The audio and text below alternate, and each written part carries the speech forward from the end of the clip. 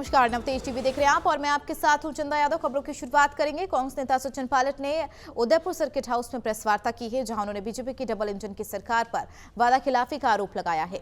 Pilot ने कहा कि बीजेपी ने सरकार बनाने के बाद से कोई काम नहीं किया। पायलट ने कहा, हमारी कोशिश होनी चाहिए कि हर योजना को धरातल पर लाया जाए। इसके अलावा उन्होंने महिला पहलवानों का भी मुद्दा उठाया। साथ ही उन्होंने राहुल गांधी की यात्रा को लेकर भी कई बातें साझा की।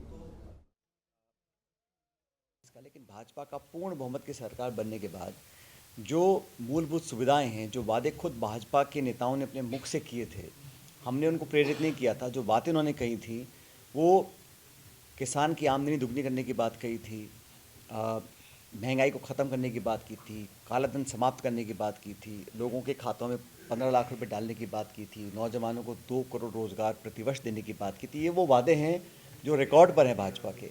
अब इन 10 सालों में आप उनका ट्रैक रिकॉर्ड देख लीजिए तो हर मापदंड में वो फेल रहे हैं। पहलवान बच्चियां धरने बैठी रहीं इतने महीनों तक जंतर मंतर दिल्ली में, उस पर कोई कार्रवाई नहीं करी।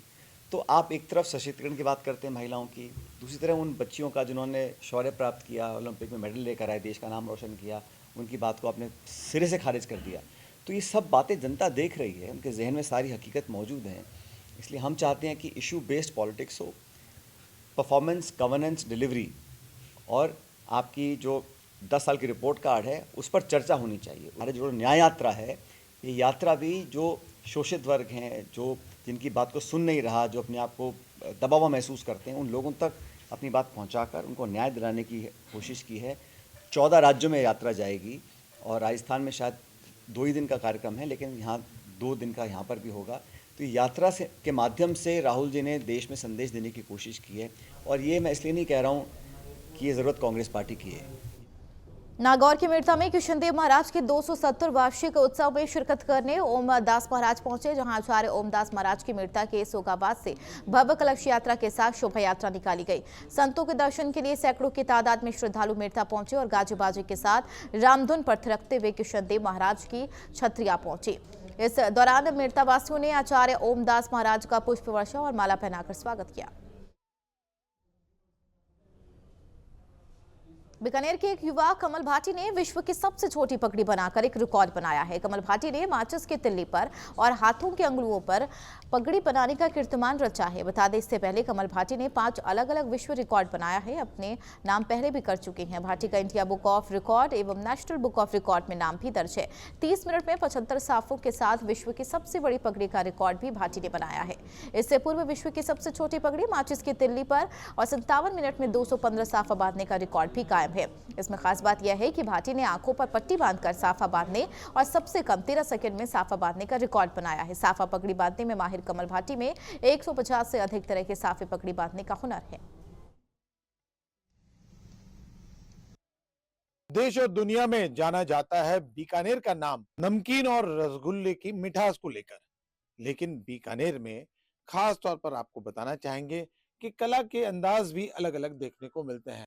दिखाते हैं हम आपको दुनिया की सबसे छोटी पगड़ी और अंगुलियों पे पहनने वाली पगड़ी, वर्ल्ड रिकॉर्ड धारी कमल के द्वारा बनाई हुई ये पगड़ियां। आप देख सकते हैं किस तरह की ये पगड़ियां हैं। देखिए, अलग अलग तरह की सुंदर सुंदर पगड़ियां हैं और छोटी से छोटी माचिस की तिल्ली के ऊपर भी बनाई हुई ये पगड़ियां हैं। देख सकते हैं किस तरह की ये पगड़ियां हैं, अलग अलग रंगों में। खास तौर पर ये छोटी छोटी पगड़ियां, सवाल इतना है कि ये काम क्या आती है। माना जाता है लड्डू गोपाल के लिए बनाई गई है कि अंगुलियों में पहना जा सकता है। ये देखिए, इस तरह से देख बात करना चाहेंगे बनाने वाले कमल से। कमल भाटी बरसों से ये काम कर रहे हैं। कमल भाटी की खूबी है, दिखाया, देखिए देखिए हाथ पे, ये हाथ पे भी आप देख सकते हैं किस तरह से जो पगड़ियां हैं, अलग अलग तरह की पगड़ी है, छोटी बड़ी हर तरह की पगड़ियां हैं। देखिए उनके, ये देखिए यहाँ पर भी आप पगड़ियां देख सकते हैं। ये उनकी हजारों तरह की अब तक वे पगड़ियां बना चुके हैं और इनके पास वर्ल्ड रिकॉर्ड भी है पगड़ियों का। एक तरह से 1 घंटे में या यूं कहा जा सकता है कि 57 मिनट में 215 पगड़ियां इन्होंने बनाई है। एक और इनके पास हुनर है, आंखों पर पट्टी बांधकर ये पगड़ी बांधते हैं। बात करते हैं कमल, आप क्या कहेंगे? नमस्कार सर। क्या कहेंगे, कैसे बांध लेते हैं? ये मैं लगभग 8-9 साल हो गए मेरे को साफा बांधते हुए। और पहले मैं साफा बांधता था, नॉर्मल साफा बांधता था। फिर उसके बाद क्या है कि मेरे लगा कि वर्ल्ड रिकॉर्ड बनाना है। तो मैंने क्या है कि ये छोटी-छोटी पगड़ियाँ और माचिस की तिल्ली पर पगड़ी, और मैंने 5 रिकॉर्ड बनाए थे और आगे भी मेरा प्रयास रहेगा रिकॉर्ड बनाने का। और ये जो छोटी-छोटी पगड़ियाँ हैं, ये मतलब जो अपने घर में होते हैं, लड्डू गोपाल होते हैं, ठाकुर जी होते हैं, इनके लिए भी मैंने फ्री सेवा खोल रखी है। मतलब जो कोई आता है, कस्टमर आता है, अपने ठाकुर जी के लिए, लड्डू गोपाल के लेके जाता है, तो उनके लिए कोई चार्ज नहीं, एकदम बिल्कुल निःशुल्क है, पगड़ी सहित है। तो ये शौक की बात करें तो ये क्या शौकिया करते हैं या क्या? जी, हाँ, मेरे को सापा बांधने का शुरू से शौक था। मैंने दुकान तो अभी लगभग 4 साल हुए खोली है। मेरे को 8-9 साल हो गए। मेरे को सापा बहुत शौक था। मैंने अलग-अलग तरह के सापा बांधता था। मैंने गुरुजी से सीखा, मैंने सापा बांधना। फिर मैंने सब फ़ोटो देख के और अलग-अलग वीडियो देख के मैंने पगड़ियाँ बनानी शुरू की मैं। भाई से, उनके ब्रदर हैं, उनसे बात करते हैं। कितने समय हो गया? ये जो हाथ में हम देख रहे हैं ये क्या है? ये माचिस की तिल्ली पर पगड़ी बंधी हुई है। माचिस की तिल्ली के ऊपर माचिस की तिल्ली ऊपर पगड़ी बंधी हुई है। अच्छा, हाँ, फिर ये इसको किस तरह से बांध देते हैं? क्या बांधने में बस ये छोटा आसान रहता है? नहीं, आसान बनाने के लिए तो कोई आसान नहीं है। जो छोटा भाई बनाता है, हाँ। लड्डू गोपाल के लिए भी बनाता है, अंगुलियों पे भी बनाता है, जो माचिस की तीली पर भी बनाता है। कितने वर्षों से बना रहा है आपका भाई ये? मतलब 6-7 साल से बनाता है। आप बना खुश हैं चुका है। अपने भाई के नहीं, इस मैं काम बहुत से? खुश हूँ, मेरा छोटा भाई है। निश्चित रूप से देश दुनिया में बीकानेर का नाम रोशन किया। के सिंह, बीकानेर। हनुमानगढ़ जिले की सदर पुलिस ने 4 लोगों को 65 ग्राम हेरोइन के साथ गिरफ्तार कर लिया है और हेरोइन तस्करी में प्रयुक्त कार को भी जब्त कर लिया गया। पुलिस ने डीएसटी टीम की मदद से एनडीपीएस एक्ट के तहत कार्रवाई को अंजाम दिया है। सदर पुलिस ने धूलीपाल गांव के पास एक कार को रोका तो कार के अंदर बैठे 4 व्यक्तियों के पास से 65 ग्राम हेरोइन बरामद हुई है। पुलिस ने चोरों के खिलाफ एनडीपीएस एक्ट के तहत मुकदमा दर्ज कर जांच शुरू कर दी है। मामले में आगे की जांच जंक्शन थाने की एसआई भंवरलाल को सौंपी गई है। कल दिनांक 19/1/2024 की बात है। शाम को एसएचओ साहब और हम सब गश्त पे थे, तो धूलीपाल की तरफ से हम इधर एमएम की नहर की तरफ आ रहे थे, तो वहां पे एक निशान गाड़ी जिसके नंबर HR 26 CF 9642 थे को संदिग्ध होने पे चेक किया तो उसमें 4 व्यक्ति बैठे हुए मिले, जिनको नाम राजस्थान की राजनीति के सियासी गलियारों में एक बार फिर से पूर्व मुख्यमंत्री अशोक गहलोत ने वर्तमान की भजनलाल सरकार के लिए बड़ा सियासी बयान दिया। जैसे ही सियासी बयान की जोरों शोरों से चर्चा होने लगी तो अब पलटवार करते हुए शिवसेना से दिग्गज नेता चंद्रराज सिंघवी ने पलटवार करते हुए अशोक गहलोत को आईना दिखा दिया। भले ही राजस्थान में इस वक्त बीजेपी के साथ जो है वो भजनलाल सरकार है, यानी कि राजस्थान में राम राज वाली सरकार है, लेकिन इस वक्त राजनीति के गलियारों में एक बहुत बड़ा उबाल वाला बयान आया है। राजनीति के जादूगर कहे जाने वाले पूर्व मुख्यमंत्री अशोक गहलोत ने एक बड़ा बयान दिया है कि पता नहीं राजस्थान की सरकार कब चली जाए। हालांकि कहा जाता है कि अशोक गहलोत के बयानों को नज़रअंदाज नहीं किया जा सकता। इस बयान के पीछे क्या मंशा है, हमारे साथ इस वक्त चंद्रराज सिंघवी साहब जुड़े हुए हैं, उनसे बात करेंगे कि ये जो सियासी बयान आया है इस बयान पर वो क्या सोच रखते हैं। सिंघवी साहब, अशोक गहलोत का एक बहुत बड़ा बयान कि राजस्थान में बीजेपी की सरकार पता नहीं कब चली जाए, आपने बयान सुना भी है? ये बयान नहीं है, ये न्यूसेंस स्टॉक है, सेंसलेस स्टॉक है, यूजलेस स्टॉक है। और मैं एक लाइन में कहूँ तो अशोक गहलोत को तो वही हालत है कि बिल्ली को ख्वाब में छिछड़े नजर आते हैं। बड़े बेआबरू कर गए हो, बोलने का हक नहीं है। कहो तुम्हारी औकात क्या है, तुम बैठे हो विपक्ष में, तुम्हारा सचिन पायलट सबसे बड़ा सिपह सालार वो तेरे कहने में नहीं है। बोलते हैं गहलोत जी सरकार चली जाएगी, ये सरकार कहीं नहीं जाएगी। 5 साल तक पूरा भजनलाल मुख्यमंत्री रहेंगे। और तुम्हारे कारणों को तो राज्यपाल ने पिछले 5 साल की सरकार को अत्यंत भ्रष्ट सरकार विधानसभा के पटल पर रखा है। हालांकि मेरा उससे भी एक सवाल है कि सरकार इतनी भ्रष्टाचारी थी तो आपने उसे भंग करने की रिकमेंडेशन क्यों नहीं की। और राज्यपाल है, मैं ज़्यादा कहना नहीं चाहता, सम्मानीय पद है, पर उन्होंने जो प्रमाण पत्र दिया है वो महत्वपूर्ण है। गहलोत के बयान को नज़रअंदाज किया था ना, जब उसने कहा था कुर्सी मेरा पीछा नहीं छोड़ती है, तो मैंने कहा कुर्सी तेरी शक्ल नहीं देखेगी, गया ना बदतमीजी से। 2 पैसे का होके निकला है। क्या क्या बकवास करते हो? कौन हटाएगा भजन लाल को? पूरी भाजपा एक, उसके पीछे आरएसएस ताकत के साथ खड़ी है, उसके पीछे सारे लोग खड़े हैं। उस मंत्रिमंडल में दिया कुमारी है, किरोड़ीलाल मीणा है, मदन दिलावर है, अच्छे अच्छे लोग हैं, सारे लोग हैं, हर जाति के लोग हैं, सब लोग खुश हैं, अत्यंत प्रसन्न है। आते ही 10 बड़े फैसले किए हैं एसआईटी की। अचानक से सिंघवी साहब इतना बड़ा बयान आना अशोक गहलोत के मुंह से, अगर किसी और नेता के मुंह से आता तो कुछ चीज समझ में आती, लेकिन क्या लग रहा है इसके पीछे कोई सियासी रणनीति? अरे साहब, किसी के कहने पे और कोई नेता के मुंह से आता तो मैं उसे गंभीरता से लेता, पर अशोक गहलोत के मुंह से निकले हुए बयान को मैं गंभीरता से लेता ही नहीं। कि अशोक गहलोत को तो राजनीति जाने के बाद में बोलने की खुजली आ रही है। क्या तो बोले, तुम तो कहते थे कि पूर्ण बहुमत की सरकार बनेगी, तुम्हारे बयान की क्या हैसियत है? तुम बोलते थे कि सरकार रिपीट होगी, हो गई रिपीट? बकवास करने की आदत किसी की हो, देखो आदमी के मुंह से 4 तरह की भाषा निकलती है। एक जिसमें आदमी फरमाता है, दूसरा जिसमें आदमी बोलता है, तीसरा जिसमें आदमी कहता है, चौथा जिसमें आदमी बकता है, और पांचवा जो आदमी बकवास करता है। गहलोत की बात है, 5वीं श्रेणी का वक्तव्य है, मैं इसको गंभीरता से लेता ही नहीं। 5 साल रहेगा भजन लाल। क्या लग रहा है कि ये बयान अशोक गहलोत से बुलवाया गया है? कौन बुलवाएगा? आप मुझे खुद बताइए। इस पार्टी में नरेंद्र मोदी के नेतृत्व में 350 सीट के साथ वापस भारत की सरकार भाजपा की नरेंद्र मोदी के नेतृत्व में बनने वाली है। इन कांग्रेसियों को बोलो तुम 35 से 36वां MP तो ले आओ। तुम्हारा इंडिया टूटने वाला, खड़खड़ होके बिखरने वाला, एक एक पार्ट अलग होने वाला, उसके हर पार्ट का विश्लेषण होने वाला। और एक बात बताऊं, लेकिन सिंघवी साहब, मैं आपको यहाँ रोकूंगा, लेकिन मैं सिर्फ अशोक गहलोत के बयान पे ही बात करूंगा कि पता नहीं ये सरकार कब चली जाए। इन शब्दों को अगर थोड़ा सा अगर आप संधि विच्छेद भी अगर करेंगे तो आपको यहाँ पर कुछ सियासत नजर आई है ही नहीं। मैंने पूरा संधि विच्छेद कर लिया। कब चली जाए तो बता रहा हूँ ना। ये सरकार 2027 तक तो है, दिसंबर तक। आगे होगा तो भगवान देखेगा। लेकिन इतना बड़ा सियासी बयान क्यों, किस लिए? अब आप एक बात, बड़ा बयान कहते हो, ये बयान ही नहीं है। आप बड़ा कैसे कहते हो? मैं उसको बयान नहीं मानता, ये बकवास है। बकवास और बयान का फर्क आपको समझना पड़ेगा सोनी जी।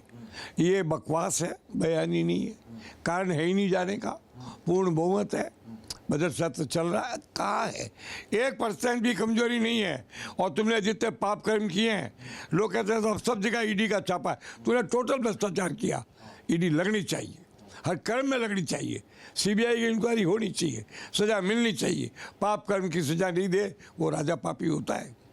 बिल्कुल, ये थे हमारे साथ में चंद्रराज सिंघवी, जिन्होंने अशोक गहलोत के बयान का पूरी तरीके से खंडन किया और कहा कि ये बयान नहीं, सिर्फ और सिर्फ एक ढकोसलेबाजी है। हालांकि सियासत अब इस बयान पर कितना उबाल लेती है, ये तो आने वाला वक्त ही तय करेगा।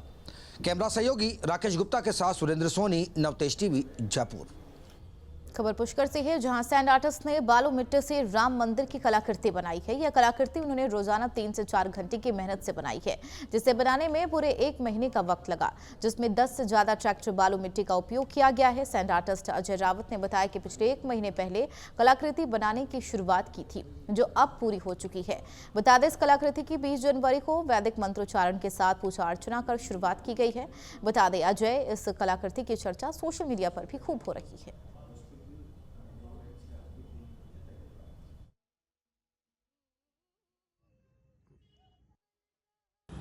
मैंने पुष्कर के रेतीले दौरों में श्री राम मंदिर की अभी तक की सबसे बड़ी बालू रेत कलाकृति बनाई है, जिसको देखने के लिए राम भक्त यहाँ पधार रहे हैं। और बहुत ही खुशी की बात है कि 22 जनवरी को अयोध्या में राम मंदिर बन रहा है, और इस अवसर पर हम भी 20 जनवरी को विधिवत पूजन अर्चन करके इस मंदिर को दर्शनार्थ रखेंगे, ताकि लोग इस मंदिर की प्रतिकृति का दर्शन करके दर्शन लाभ ले सकें। Sand artist Ajay Rawat. उधर जयपुर के जोबनेर कृषि विश्वविद्यालय में 21 से 23 जनवरी तक फार्म टेक एशिया किसान मेले का आयोजन किया जा रहा है। अंतर्राष्ट्रीय कृषि मेले का उद्घाटन उप मुख्यमंत्री डॉक्टर प्रेमचंद बैरवा करेंगे। जोबनेर कृषि विश्वविद्यालय के कुलपति डॉक्टर बलराज सिंह ने बताया कि इस 3 दिवसीय किसान मेले में 10,000 से ज्यादा किसान राज्य के विभिन्न जिलों, पड़ोसी राज्यों हरियाणा, पंजाब, गुजरात और उत्तर प्रदेश से भी भाग लेंगे। इसके साथ ही इस मेले में जोबनेर विश्वविद्यालय के अंतर्गत सभी महाविद्यालय और अन्य विश्वविद्यालय के विद्यार्थी भी इसमें भाग लेंगे। डॉक्टर बलराज सिंह ने बताया कि इस मेले में लगभग 80 से 100 कृषि प्रदर्शनियां लगाई जाएंगी, जिनके माध्यम से किसानों को अनुसंधान, मशीकरण और कृषि क्षेत्र में किसान को लेकर जानकारी प्रदान की जाएगी। एक 3 दिन का बहुत ही महत्वपूर्ण किसान मेला फार्म टेक एशिया का आयोजन 21, 22 और 23 जनवरी को हम कर रहे हैं, जिसमें 3 दिन के अंदर हमारी अपेक्षा है कि 12 से 15 हजार किसान भाग लेंगे पूरे राज्य से, विभिन्न जिलों से। और इसके अतिरिक्त पंजाब से भी किसान आ रहे हैं, हरियाणा से भी किसान आ रहे हैं, यूपी से भी कुछ किसान आएंगे, गुजरात से भी किसान आएंगे। इसके अतिरिक्त जितने भी हमारे स्टूडेंट्स जो एग्रीकल्चर में या तो हमारे कॉन्स्टिट्यूएंट कॉलेजेस या प्राइवेट कॉलेजेस, प्राइवेट यूनिवर्सिटीज़, वो भी इसमें पार्टिसिपेट करेंगे। और जहाँ तक बात है, स्टॉल लगा रहे हैं हम, इसमें 80 से 100 स्टॉल हैं, रिसर्च को लेकर, डेवलपमेंट को लेकर, मैकेनाइजेशन को लेकर सारा प्रदर्शन इसके अंदर होगा। टेक्निकल सेशन हम इसमें आयोजित कर रहे हैं 3 खबर राजस्थान के अलवर से है, जहां 22 जनवरी को अयोध्या में होने वाले राम मंदिर के भव्य शुभारंभ को लेकर देश भर में उत्साह का माहौल है। अलवर में अयोध्या के राम मंदिर के प्रतीकात्मक मंदिर की बिक्री होनी शुरू हो चुकी है। राम मंदिर की यह मॉडल लोगों को बेहद पसंद आ रही है। मंदिरों को खूबसूरत बनाने के लिए उसमें लाइट भी लगाई गई है, जिससे राम मंदिर की सुंदरता और भी ज्यादा बढ़ सके। जय श्री राम साथियों, अभी 22 जनवरी को जो बहुत प्रतीक्षित मंदिर श्री अयोध्या जी में बनने जा रहा है, श्री रामलला का, उसके बिल्कुल हूबहू मंदिर के प्रतिरूप या विग्रह सिर्फ हम लोग यहाँ अलवर में बना रहे हैं। यूँ तो बहुत सारी जगह ऑनलाइन ऑफलाइन पूरे मार्केट में ये विग्रह उपलब्ध है श्री राम जी के मंदिर का, लेकिन अलवर में सिर्फ हमारे पास उपलब्ध है। और पूरे मार्केट में ऑनलाइन ऑफलाइन जो भी मार्केट हैं, उन सब में सबसे सुंदर और सबसे सस्ती कीमतों पर, केवल लागत मात्र पर अलवर में स्टार कार्ड्स पर बनाया जा रहा है। और इस विग्रह की विशेषता ये है कि ये पूर्णतया एक तरीके से कह सकते हैं कि वाटर प्रूफ, जो ऊपर से लेमिनेट MDF का बना हुआ है, उसको हम गीले कपड़े से साफ़ कर सकते हैं खूब अच्छे से। और यह सिर्फ स्टार कार्ड्स पर उपलब्ध है। इसको बनाने के लिए, एक मंदिर विग्रह को बनाने के लिए लेज़र कटिंग से स्टार्ट हम करते हैं। सबसे पहले लेज़र कटिंग करनी होती है। 600-700 पीसेज उसमें होते हैं, जो एक मंदिर का विग्रह बनता है। 600-700 पीसों को असेंबल करके एक मंदिर विग्रह बनाया जाता है। उसमें 5 से 6 लोग काम करते हैं कंटिन्यू, तब जाकर एक मंदिर पूरे दिन में तैयार होता है। पूरी लाइटिंग के साथ में MDF को यूज़ करके और हम ये मंदिर। जालौर के आहोर उपखंड क्षेत्र अंतर्गत चंगारी गांव में उचित मूल्य दुकान के संचालक खाद्य योजना के उपभोक्ताओं को 3 महीने से गेहूं नहीं दे रही है। ग्रामीणों ने संचालक द्वारा उपभोक्ताओं को केवल पर्ची देकर गेहूं की ब्लैकमेलिंग करने का आरोप लगाया है। वहीं ग्रामीणों ने उपखंड मुख्यालय पर SDM कुसुमलता चौहान को ज्ञापन देकर बताया कि उचित मूल्य संचालक छगटाराम मेघवाल द्वारा 3 माह से गेहूं वितरण नहीं किया जा रहा और उपभोक्ताओं को गेहूं वितरण की केवल पर्ची दी जा रही है। ग्रामीणों ने उचित मूल्य दुकान के संचालक पर कार्रवाई करने और गेहूं सुचारू रूप से वितरण करने की मांग की है। 2 नहीं देता था, 11 महीना 2 महीने से गेहूँ नहीं मिल रहा है। पर्ची काटी, हाँ, विश्वास की पर्ची काटी, आज पर्ची काटो, सुबह परसों कल गौ दी। हाँ, अधिकारी कौन कह रही है? अधिकारी तो क्या कहे, अब कार्रवाई कराओ। शिक्षा मंत्री मदन दिलावर शनिवार जोधपुर पहुंचे। जोधपुर के सर्किट हाउस में कार्यकर्ताओं ने शिक्षा मंत्री का स्वागत किया। इस दौरान मंत्री नाराज भी दिखे। कहा, अगली बार पॉलिथीन की थैली में माला देकर आए तो भगा दूंगा, माला नहीं पहनूंगा। शिक्षा मंत्री जोधपुर में आयोजित हो रही राजस्थान शिक्षक संघ राष्ट्रीय के शैक्षिक सम्मेलन में शिरकत करने के लिए पहुंचे थे। उन्होंने पत्रकार वार्ता में कहा, पंचायती राज सिस्टम में जो भ्रष्टाचार और खामियां हैं उसे दूर किया जाएगा। प्रधान सरपंच, पंचायत समिति सदस्य, विकास अधिकारी के बीच आपस में सामंजस्य बैठक। भ्रष्टाचार के गलियों पर ताला लगाया जाएगा, जिससे गरीब आमजन की शिकायत दूर हो सके। मंत्री बनने के बाद जोधपुर में आया हूँ और जो राजस्थान शिक्षक संघ राष्ट्रीय है उसका शैक्षिक सम्मेलन था, उसमें भाग लेने के लिए आया था। मंत्री महोदय, पिछली सरकार ने इंग्लिश मीडियम स्कूल खोल दिए हैं, तो बच्चों को हिंदी से दूर किया जा रहा है। एक ही बिल्डिंग में दो स्कूलें चल रही है, हिंदी भी चल रही है, इंग्लिश भी चल रही है। ऐसे में हिंदी को बंद किया जा रहा है। हम इसकी समीक्षा कर रहे हैं। हिंदी हमारी मातृभाषा है, उसका सम्मान होना चाहिए, सब लोग को उसको अपनाना ही चाहिए। लेकिन हम अंग्रेजी के भी विरोध में नहीं। अंग्रेजी पढ़ें, ज्ञान अर्जन करें। अंग्रेजी क्या, जितनी भी भाषाएं, उनका ज्ञान होना ही चाहिए। लेकिन पढ़ाने से पहले, संस्थान खोलने से पहले, हमारे पास जो विषय हम खोल रहे हैं या जो विद्यालय खोल रहे हैं, उसमें शिक्षक या अन्य जो पाठ्य सामग्री से संबंधित होता है वो है कि नहीं है। यदि नहीं है तो ऐसे विद्यालय खोलने का कोई अर्थ नहीं।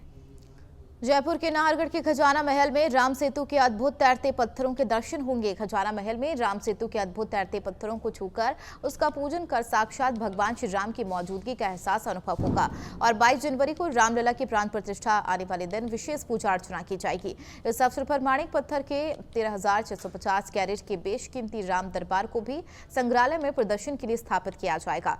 म्यूजियम के फाउंडर डायरेक्टर अनूप श्रीवास्तव ने बताया कि सारे पत्थर बहुत से लोगों के संकलन का हिस्सा है जो बरसों से सहेज कर रखे गए थे, जिसमें सबसे पुराना लगभग 4 किलो का एक पत्थर मेरे स्वयं के पिताजी के 33 वर्ष पुराना संग्रह है।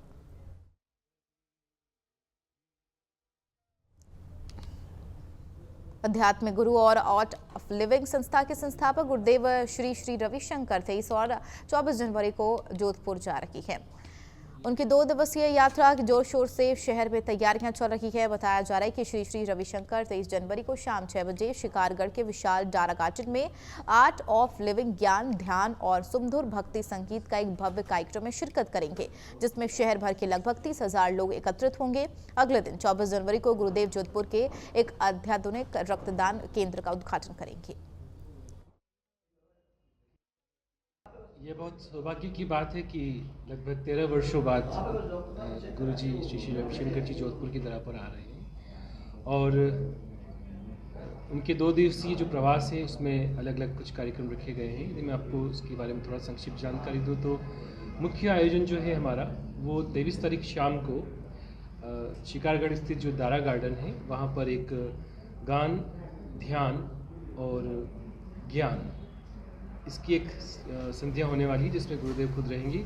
वो जयपुर में पूर्व मुख्यमंत्री अशोक गहलोत के बयान पर पलटवार करते हुए भाजपा के प्रदेश उपाध्यक्ष मुकेश दाधीच ने अशोक गहलोत को बयान को बहादुर करार दिया है और कहा कि कांग्रेस के राष्ट्रीय नेता राहुल गांधी की तरह अशोक गहलोत भी अनकरल बयानबाजी कर रही हैं और बयान बहादुर बन रही हैं। उन्होंने कहा कांग्रेस के 2 बार के मुख्यमंत्री शायद ये भूल गए हैं कि राजस्थान में जब भी उनके नेतृत्व में सरकार बनी और जनता ने उन्हें पूर्ण बहुमत तक नहीं दिया, अब जिसे स्वयं पूर्ण बहुमत नहीं मिला। उन्होंने कहा कि अशोक गहलोत ने विधायकों को खरीद कर धोखा देकर राजस्थान में सरकार बनाई थी। राजस्थान में अब वोटर वाली सरकार नहीं है, यह जनता द्वारा निर्वाचित और जनहित की सरकार है।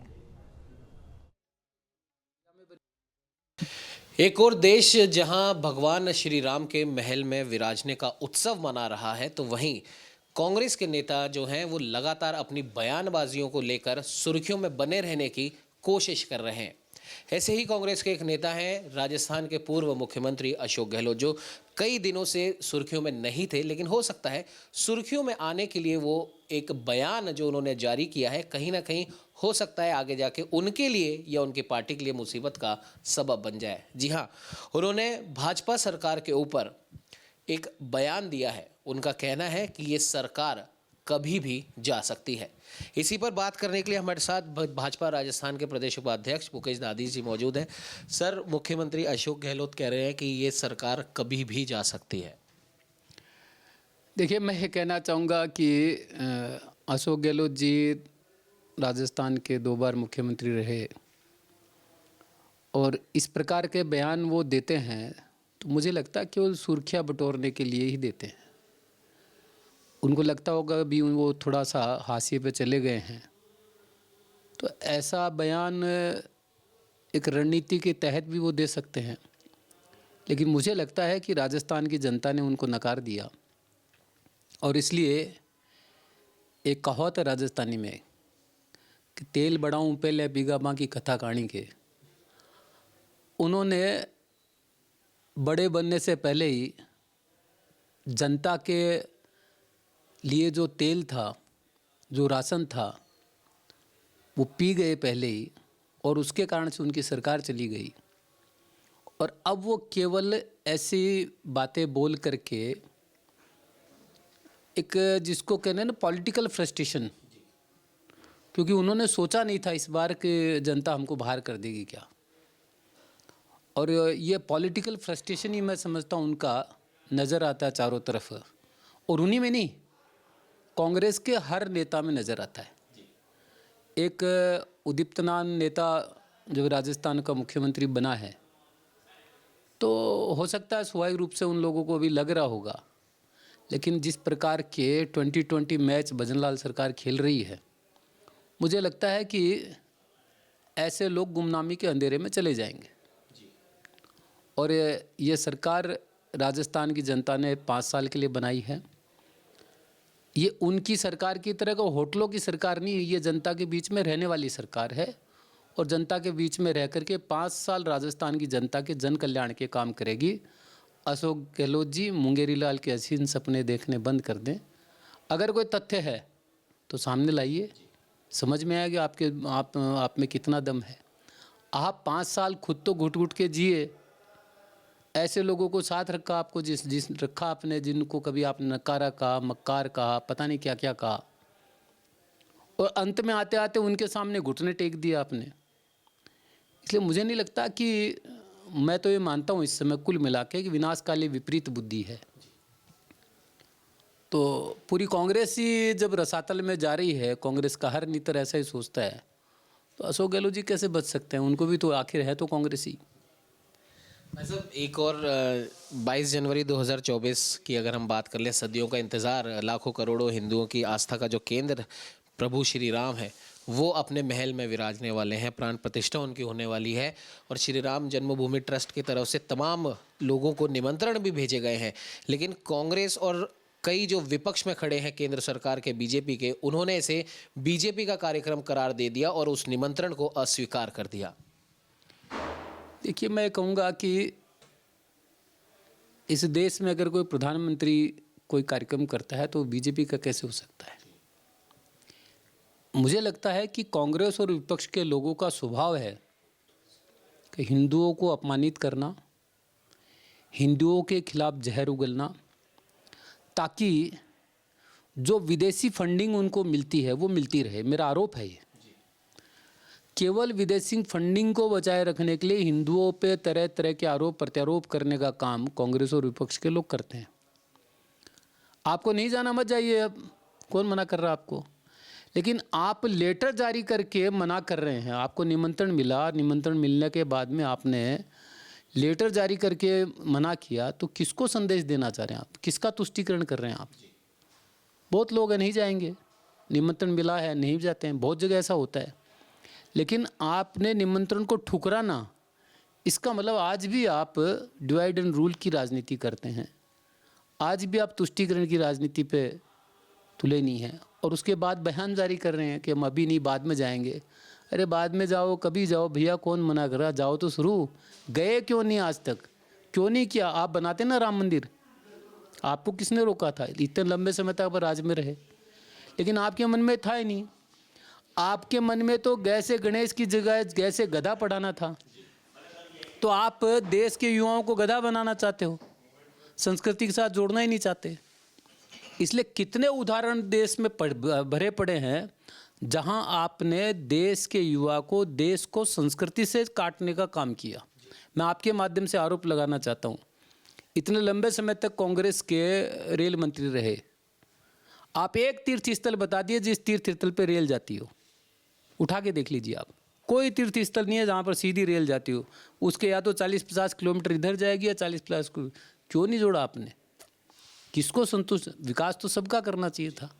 मुझे लगता है कि तुष्टीकरण इनकी मानसिकता में है, इनके डीएनए में है, और इसलिए उस डीएनए से बाहर कांग्रेस आ नहीं रही, और इसीलिए इनकी दुर्गति होना तय है, इसमें कोई दो राय नहीं है। इधर हमारे साथ मुकेश दादी जी, इनका साफ तौर पर कहना है कि पूर्व मुख्यमंत्री अशोक गहलोत, उनको मुंगेरी लाल के सपने देखना छोड़ देना चाहिए। जनता ने चुन के बीजेपी सरकार बनाई है और जनता के चुने हुए मैंडेट के हिसाब से ही भजनलाल जी मुख्यमंत्री बने। ये सरकार कहीं नहीं जा रही, 5 साल यहीं रहेगी। सहयोगी कैमरामैन लव कुमार के साथ उमंग माथुर, नवतेज टीवी, जयपुर। अयोध्या में भगवान राम का मंदिर बनकर तैयार है। अभी मंदिर में विशेष अनुष्ठान चल रहा है और 22 जनवरी को प्राण प्रतिष्ठा कार्यक्रम होने जा रही है। पूरा अयोध्या धाम राम के रंग में रंगा नजर आ रहा है। मंदिर परिसर को देशी विदेशी फूलों से सजाया हुआ है। सरयू के तट पर अलग अलग लाइटों से रोशनी की गई है।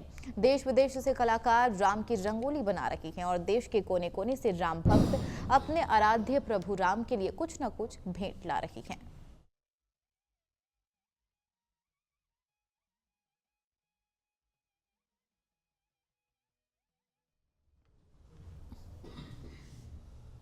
चलिए बुलेटिन में फिलहाल मेरे साथ इतना ही। नमस्कार।